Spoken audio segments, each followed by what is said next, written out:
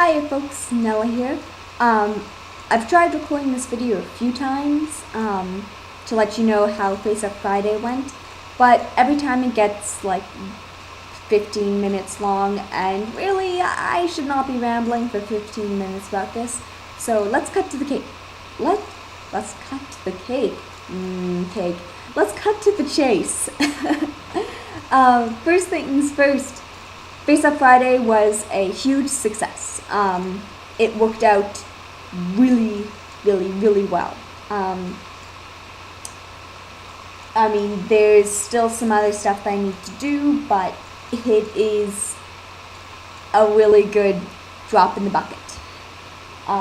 So, first things first, I did not end up being able to do anything with the hands, with the 3 pairs of hands. I realized this once I went out and started spraying, I don't have a proper setup for doing body parts. How I had done them before was, I put them on toothpicks in a styrofoam base. Can't really do that with hands. You really have to string them up. And I don't have anywhere to do that, so the hands will have to wait until I can find a solution for that problem. On the modding front, Nagisa now has no nipples. That's all I managed to be able to do. She now has a slightly lighter spot on the breasts, and like I mentioned, no nipples. But the shape has not been changed. And I really want this shape to be changed. I don't trust myself with an electric tool though, so I'm not going to buy a Dremel. I'm just going to do this with pure arm strength and a lot of patience, which I don't usually have. But I can try.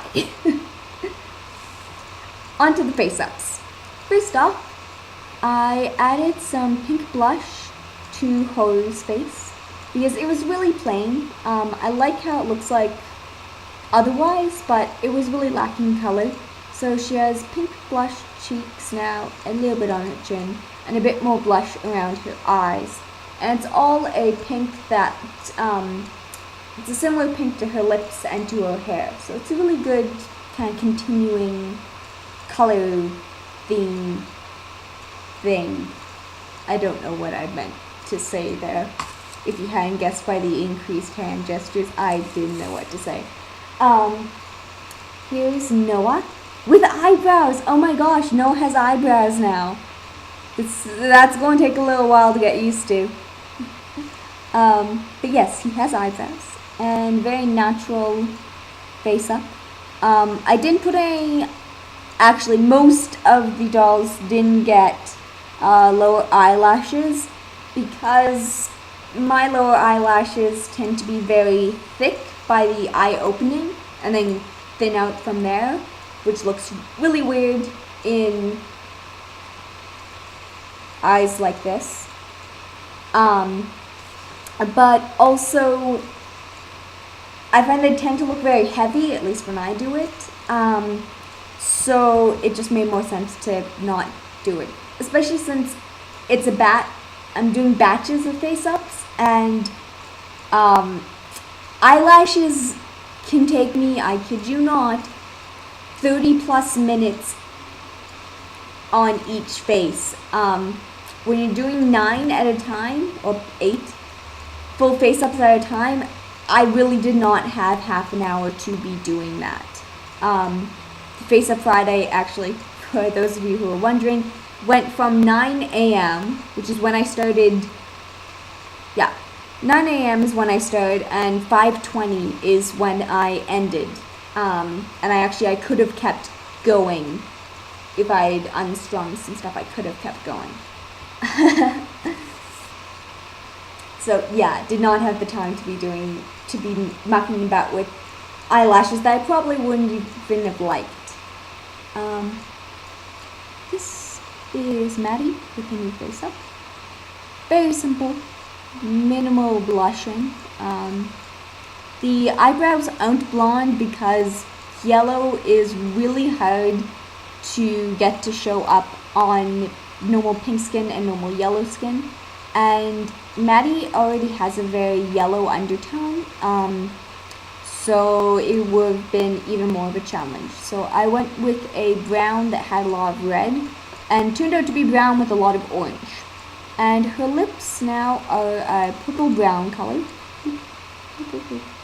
Purple brown color. It kind of falls into the natural scheme, but it also references her story in that Nagisa keeps the house very cold, and Maddie is often shivering and having to wear sweaters and stuff. So I thought that her lips might be a little blue. There's also little black dots inside of her mouth. Because I couldn't actually get those out from her default face up, so I decided to just kind of leave them there as a stylistic choice for her. To continue with natural face ups, I have Cassie, and her head is now blushed to the body, but as you can see, this image does kind of lie. It isn't quite as dramatic a difference as that.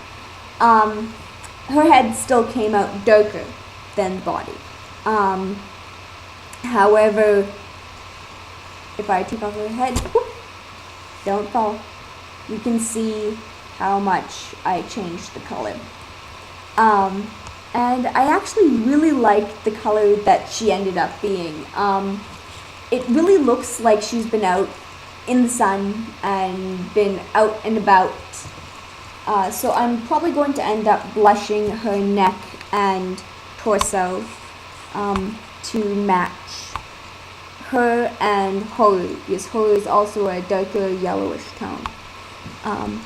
And there was actually a happy accident with Cassie's eyebrows. I was trying to go for a very straight look, and they ended up a bit more pointed, and I like how they look. It makes her look very determined, I find.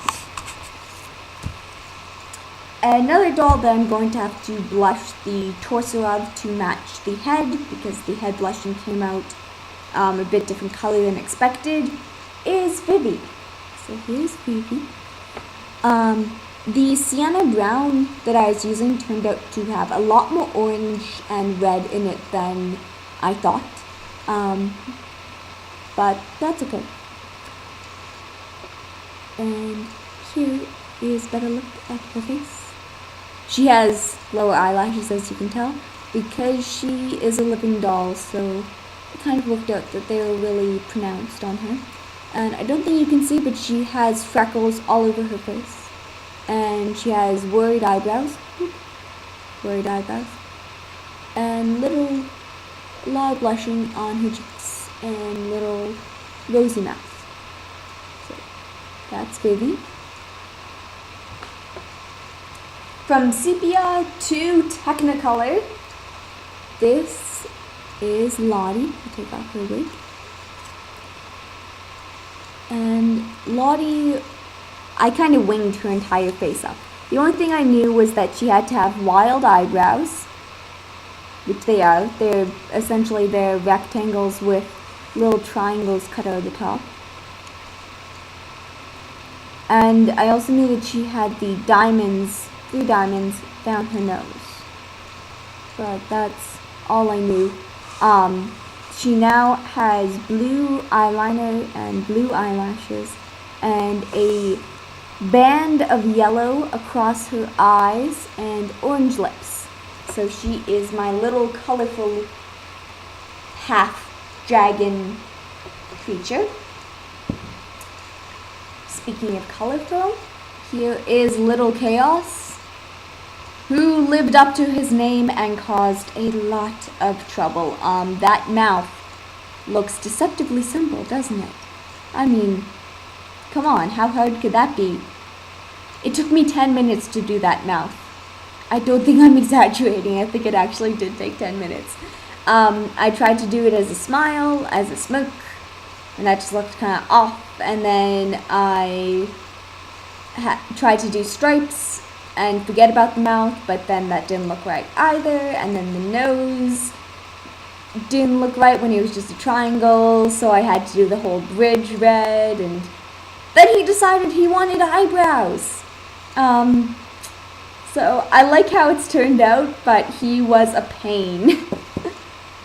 Also a pain was Isaac, who also lived up to his nature as a embodiment of chaos. I don't know if I mentioned, but Faceup Friday went from 9 a.m. to 5:20 p.m. and around 4 p.m.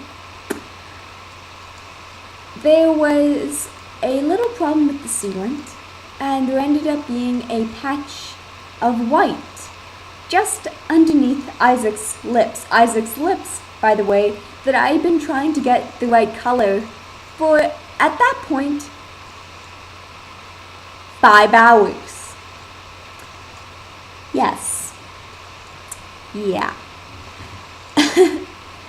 I tried a more red color, thinking to bring in the red from his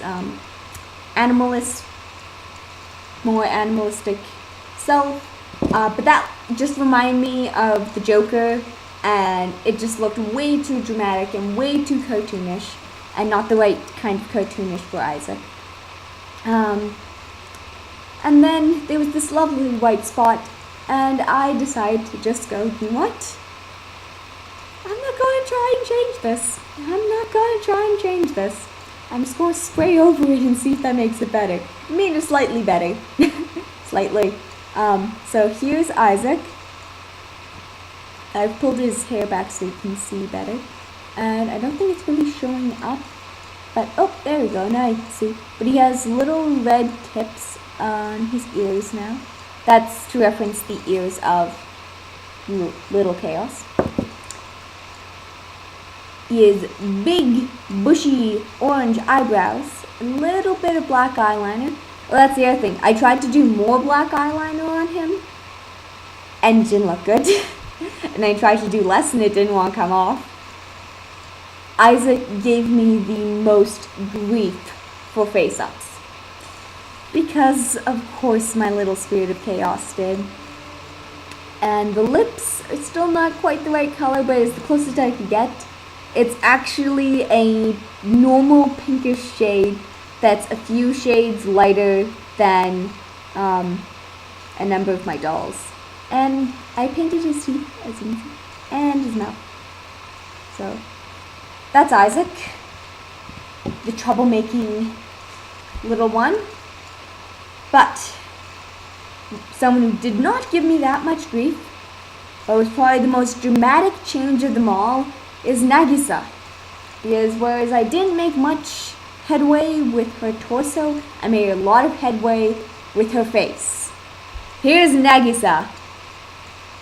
And I kind of know why, but she's reminding me a lot of a Garu gal from Japan from about, I'm going to say 2003, 2004. Here, let's see if I can get her a bit closer. So this is the new shade for her. If you're wondering what her old shade was, that's her actual resin color. This is pastel over top. You can kind of tell that I've brushed on the pastel, but I think that it's going to be alright in photos. It's not going to be super noticeable. And her lips are a bit darker than her skin, and her nose and ears are blushed with a bit of a black at the tip. That's because in story, Nagisa has a black nose and black tipped ears, and Maddie actually thinks at first that Nagisa has frostbite because of this. So there we go. Those are my lovable misfits after their face-ups.